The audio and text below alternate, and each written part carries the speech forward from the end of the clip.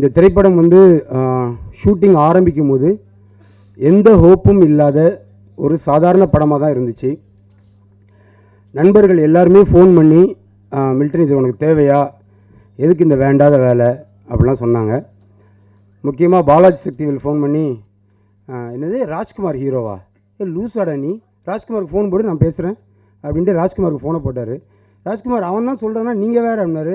Sir அதைத்தான் sir நானும் சொல்லிகிட்டு இருக்கேன், கேட்கவே மாட்டேங்கிறார் சார் அந்த ஆள் அப்படின்னு. உண்மையிலே இப்போ நீங்கள் பார்க்க போகிறீங்க ஒரு டீசர், அது வந்து படம் ஆரம்பிக்கும் போது நடந்த விஷயங்களோட ரீஷூட் தான் அது அந்த டீசர்.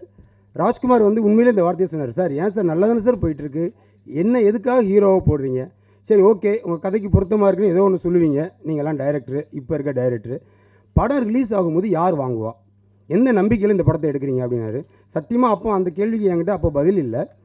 ஏதோ ஒரு குருட்டு தைரியத்தில் படத்தை எடுத்துட்டேன். படம் நடக்கிற ஒரு 8 மாதமும் என்னோடய நண்பர்கள் எல்லாருமே எனக்கு ஃபோன் பண்ணி மில்டன் ஏன் இப்படி ஓவராக போகிறேன்னு கேட்டுகிட்டே இருந்தாங்க.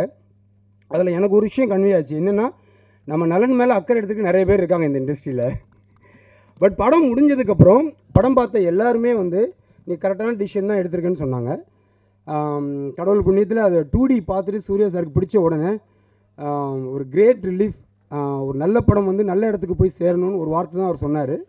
Thank you Surya sir.